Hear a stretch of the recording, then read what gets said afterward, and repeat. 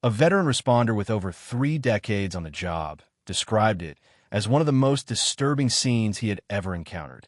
Inside the apartment, there was blood across multiple surfaces and footprints tracking through the rooms, signaling a prolonged and chaotic attack. On March 29, 2023, what began as a simple birthday gathering in St. Petersburg quickly turned into a devastating tragedy. 20-year-old Pashune Jeffrey spent the afternoon celebrating with family and her boyfriend, Thomas Mosley. The atmosphere was calm. Gifts were exchanged, and nothing appeared out of the ordinary. By early evening, the guests had left, leaving only 3 people inside the apartment: Pashune, Thomas, and their 2-year-old son, Talon. Sometime after that, everything changed. The following morning, concern began to grow when Pashune stopped responding to calls. Family members went to check on her, and what they discovered triggered an immediate emergency response. Inside the apartment, the scene was overwhelming. Blood was found throughout the space, indicating a violent struggle. Anybody else? Did you see anybody else in there? Alright. I called out. Yeah. Maybe it's supposed to be a baby too. Okay. Do we know her name? I don't know anything, sir. Alright. I walked in, saw, came out, and saw Luther. So, Okay. so nobody has more room? Hey, does anybody know her name? Do they know her name at all? Sure. 6-1 Charlie, copy a tag. He's getting all the information ready. It's on the way. Quebec, Delta Golf Tango 04 should come back to a Nissan Versa blue in color. Go around. Yes, other side. Need somebody to block right there. Block that whole area because it goes down to that car. Yeah. And then that guy on the phone there, he's the guy who entered.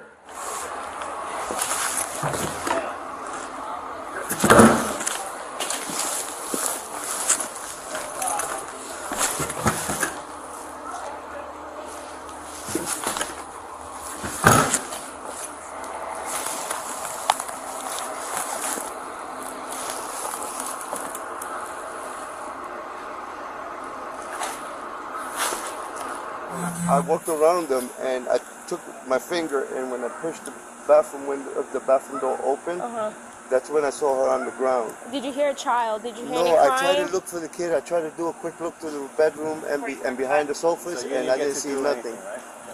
The girl from downstairs said Was the that... front door open or did you open it? No, I opened it. You had to open it with a key? I put the key in and turned it. Now, if it was open, I don't know, because I was so... But I didn't realize that I put my hand on the doorknob, and the doorknob was full of blood. I've been doing this job for 30 years now, and I say that in the 30 years I've been doing this, I found maybe 35, 40 people, because I worked with a lot of old people, and they've all been natural. This is the first one since I've been here in Florida that I found, and I've never seen a crime scene. Yeah? Wow. What did you see when you went up there? Well, there's blood and bloody footprints all over the apartment. Yeah, I saw that. When I went towards the bedroom, because my concern was the kid and her safety, I saw the bathroom door was closed, so I pushed the bathroom door open. I saw she's laying on the floor, face down, with her shorts are down past her buttocks. Her blouse is up to her neck, and she has a hole about the size of a silver dollar on the left side of her skull. But between the ear and the skull, right about here. And you didn't see any signs of the child, right? No, I tried, as I was backing out, I tried to look around the apartment. I did walk into the room, looked around the side of the bed, and I backed out of the apartment. And as I was walking out, I tried to look behind the sofa, but I didn't want to, contaminate too much in there. So I walked right out the door, but I didn't see anything. I didn't hear any noise coming from the baby. They told me that the boyfriend is in the hospital. Yeah. Well, we're trying to make contact with him and see what's going on. And the neighbor downstairs stated that she heard them yelling and screaming last night. Are you a Hispanic male? Yes. Pashune was located in the bathroom with extensive injuries, confirming the attack was not quick but sustained. But the situation became even more urgent. The couple's 2-year-old son was missing. As investigators secured the scene, a search operation began. Officers worked to establish a timeline, while nearby areas were canvassed for any sign of the child. At the same time, witnesses reported hearing disturbances the night before, adding to the growing concern that something had gone terribly wrong. Family members arrived and were met with confusion and fear. Miss Jackson, like I said, I'm Sergeant Martinez. There's a lot going on. Yeah, there's a lot going on right now, but we're gonna have to get some information from you, okay? You want to sit here? You want to have a seat for me? Are you okay? It just don't look right. It doesn't look right, okay, but we're still gathering information, okay, and we're still trying to figure out everything that's going on. So I don't want to give you information that isn't correct, okay? Y'all been in? They've been in, but they're still trying to figure out everything that's going on, okay? We want to make sure that all the people that are there are the people that they're supposed to be, okay? Mm-hmm. Okay. Spell your name for me. Lakita, L-A-K-I-T-A. Your last name? Denson, D-E-N-S-O-N. Now, who is it that you were reporting missing? My daughter, Pashune Jeffrey. And her son, Talon Mosley. Jeffrey, J-E-F-F-R-E-Y? J-E-F-F-E-R-E-R-Y. Okay. What's her date of birth? 9/26/2001. Okay. And it's P-A-S-H-U-N. Okay. P-A-S-H-U-N? Yes. She just moved out here in February. She moved here in February? What Yes. apartment? 3616. When'd you last hear from her? Yesterday around 5, in between 1. I was on the phone with her between 1, and I was out here at their house by 4:30. Okay. But Everybody was normal. The only thing, the baby was in there asleep in the room with the door closed up a little bit. Okay, so you last saw her at 4:30 yesterday and everything seemed fine? 4:30 up to 5 o'clock. Okay, so 4:35. Yes. Everything was okay? Yes. She wasn't concerned about anything? Nothing was upsetting her? She was just upset about the birthday, about his birthday, the baby daddy birthday. Does the baby daddy live with her? No, he was just staying the night a couple times since March the 12th, since Talon just turned 2 years old. So he's not genetic. What's his name, baby daddy? Thomas Do you know Thomas's last name? Mosley, like the babies. Is he a white or black man? He black with dreads. And he was there? Yeah. Okay. And when I left, because I brought him glasses, shades, like he was socks. It was his birthday. Right. And we ate ice cream with him. And Do you know his birthday? Like, what day his birthday was? 3/29. I don't know that. You don't know. How they old looking for me? He's 21. They're coming. He's 21. Okay, so he just turned 21? Yes, yesterday. Okay. What does your daughter look like? She's short, like you Like can my age? Yeah, And her hair is like this. like that. Okay, But is it the black. same color? No, Dark color? it's black. Black. She just top heavy and short, like you Light. about 5'1". Yeah. She your height. And she's black. What was she last wearing? Brown tights and Talon birthday shirt. Happy birthday, Talon, or two, something like that. Say. An orange and blue birthday shirt. I just heard Passion and the baby yesterday at 5 and below, because she was trying to buy Thomas something for his birthday. Yesterday was our baby daddy's birthday, Thomas. It was his birthday. Do you know if they were drinking or anything? I just know they were smoking. Smoking weed? Yeah, because I smoked with him yesterday, and while he opened up his gifts, and they was sitting there on the couch. Yeah. And then she, we was eating ice cream and stuff. And I said, okay, I'm finna go, because Trenton had to run track. He got to, call your dad back, because he worried. I've been had him on alert looking for them. I can't even drive.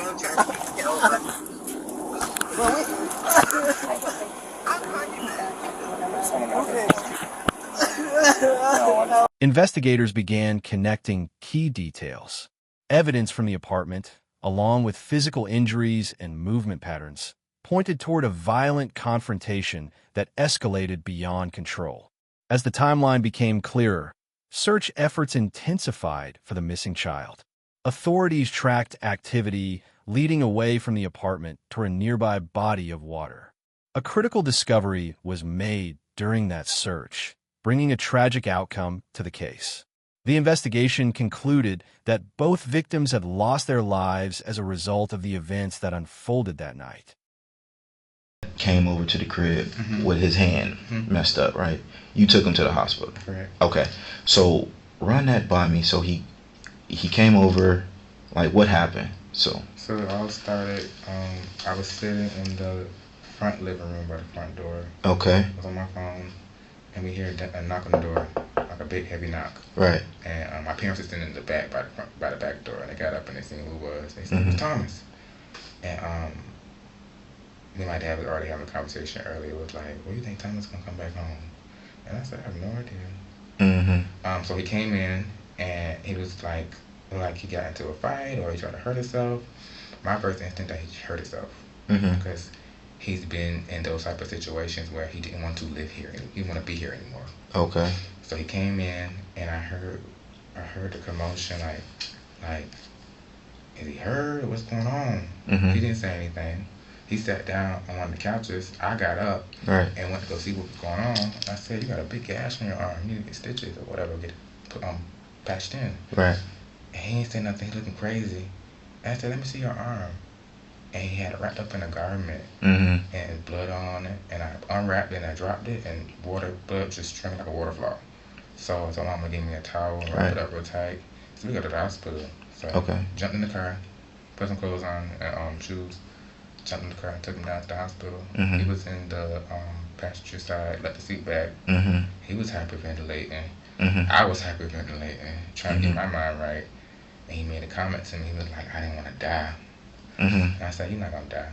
Right. And I kept going like 80 miles per hour to St. Anthony's. Yeah. Got to St. Anthony's, trying to find out where to park on the second floor in the parking garage. We both got in the car.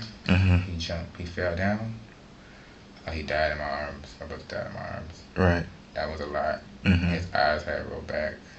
I checked his pulse, slapped him a little bit, came back, got him up. There was a guy there though too, the patient. He said he had like broken ribs, and he was calling for help. He helped me get Thomas on the elevator. Got him on the elevator, got to the first floor, almost to the front door. He fell again. I was rolling back. I said, "Get up." I said, "Get up, Thomas, get up." Got up. We made it to the sliding doors. The nurses came out there and put him in a wheelchair and took him. Okay. And it was just you and Thomas at this time? You were the only one took him?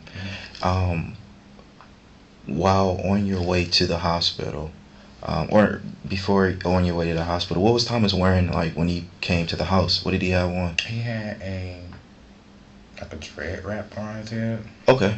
That he always wear. And he had like a Nike like suit.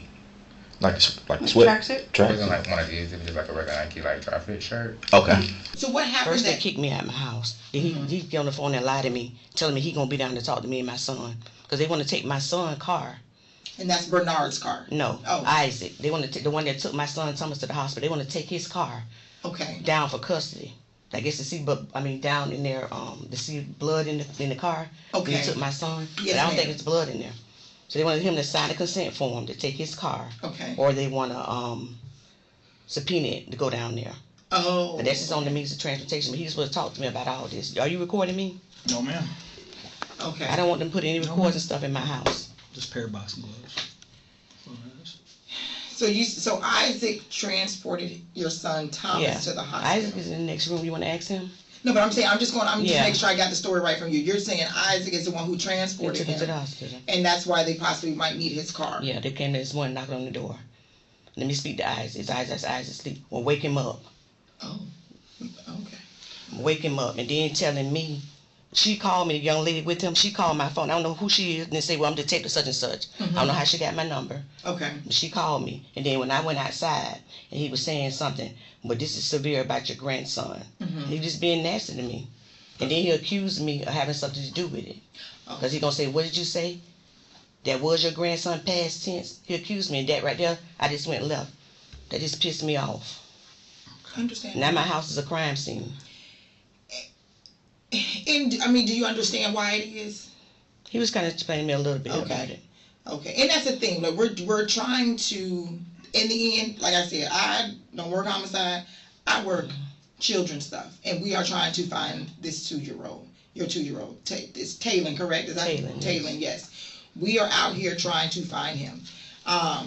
And that's why we had the Amber Alert. Now the FBI is involved because one. They came last night. The FBI. Okay, yeah. So and that's the thing. So they came, but they searched my house twice. Okay. 5 at first and then 4. Okay. And then now they coming again with this search warrant. Okay. Is there any? They should have did that the first place. They should have called me down here yesterday. And that's the thing, because I think they were at my house up until 10 o'clock last night. The 2 detectives. They came 3 times. This 3rd time they brought the FBI with them. Oh, okay. Well, I'm sorry, you know. So I mean, I don't know. So I don't know what questions you will have for me. Well, this is getting ridiculous. Yeah, like I said, I'm here to locate Talon. If there's anything that we can get to help us, useless. Where he is, or maybe another family member. I have no idea. I don't know. Okay. If I did, I would definitely tell you. Okay. I don't. I believe in right and what's right, but I don't condone ignorance or my kids doing something wrong. Okay. So I don't know where my grandson is. I wish I did. Okay. And there's nothing I can tell you. I don't know. I don't know. Is there any place Thomas would have not taken him, like maybe a friend that you guys might not be as close, but someone that he might have been friends with, like, hey, can you just watch my baby? That we can't think of, or that you can't think of immediately, like a real close friend, but somebody maybe a friend, but not that close, that we could possibly go talk to or check with and be like, hey, you have the baby? Because I don't care where he is. I don't care who has custody of him. We just want to make sure he is okay, and then we can release this Amber Alert, because these people are not leaving with this Amber Alert. As long as this Amber Alert is active, they will be here 24/7, and they will be bringing in more people from other agencies that are fresh, because we're going to have to go home and get some sleep, but there are going to be more people coming in that are fresh and be like, okay, this is an Amber Alert, this is a 2-year-old, because we can't go to the media and people be like, y'all ain't still looking for that baby? Oh no, we stopped. We don't work after 11. No, that's not how that works when we have an Amber Alert. We have to steady look for him until we can find a resolution, and that's what we're looking for today. Now, did he ever have, like Thomas, sometimes Dad will take him to the park. Like, is there a park that he used to like, that he would like to take him to sometimes, that we could check maybe, or see if there's anybody over there? He never had him alone. They was always together. Okay, so she would take him to a park. Okay. Her and her mom and them. Okay. But when Thomas had him and her were together. Okay, so he never watched him. No, he never. No. We're no friends. Thomas have any friends? I know. Does he have like I don't use the word, like another girl that he talks to besides this girl, like that she might know, like anything like that? Is there someone that we haven't spoke with, you think, that? I don't know. Nothing, ma'am? I have no clue. And his birthday was? What day was that? Wednesday 29th. Oh, Wednesday. Okay. And then the next time you saw Thomas, because you said you weren't invited to the birthday party. The next time you saw Thomas was when? I didn't know it was a birthday party. Right, that's what I'm saying. So I saw him that same night when he came to the house at 9 o'clock. Okay, and that was when he went to the emergency room. Okay. Yeah. All right. What did he say about his hand? Like, what happened? First I asked him what happened. First he said he got jumped on by a big dude in Tampa. Okay. Then his dad said he was telling a damn lie. Okay. What made you think that? I'm just curious. What? I mean, Pops is the one who said it, but you didn't believe him either? Like, did you think it was like bullshit when he said he got jumped and he saw his hand like that? No, because I was going to call the police. So you thought he was telling the truth? Yeah, I was going to call the police. Okay. I was just trying to get more information from his dad said he was telling a damn lie. Okay. And then he said he cut himself. Like cut himself? He said he cut himself. That's what he said, he cut himself. Does your son have a history of mental illness at all? Well, when he first started going to John Hopkins Middle School.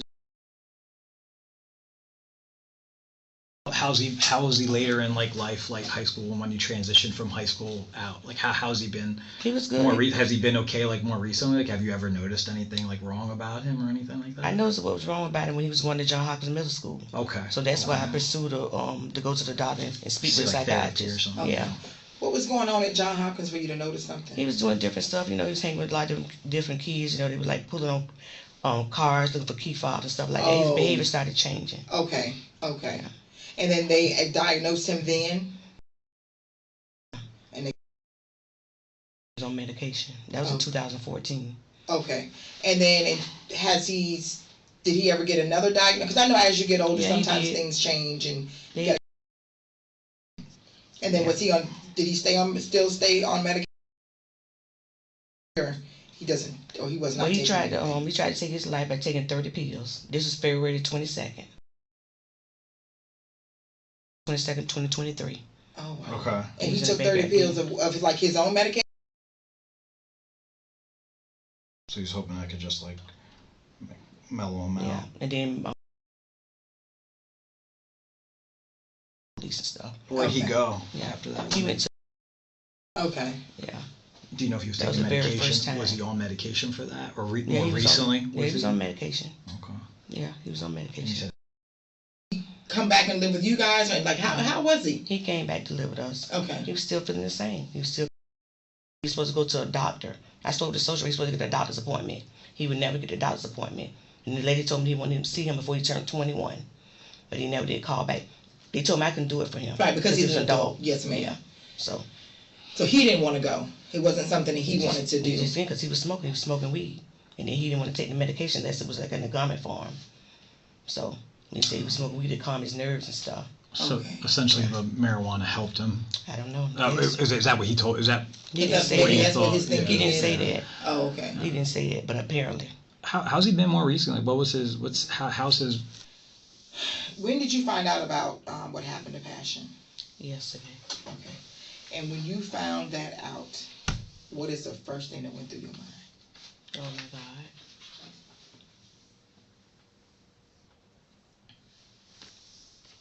It's okay. I'll go get you. I'm gonna go. You got some tissue? I'm gonna go get you some tissue. I'll be back.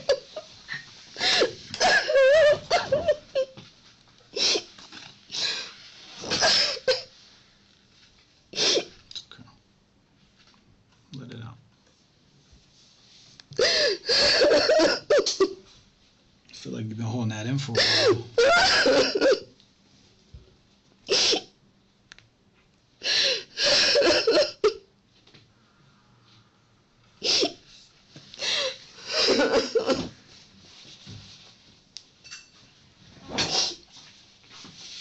Take as much tissue as you need. This is what I found. I know it's toilet tissue, but what I can find real quick, okay? It's okay. You mind if I? It's all right.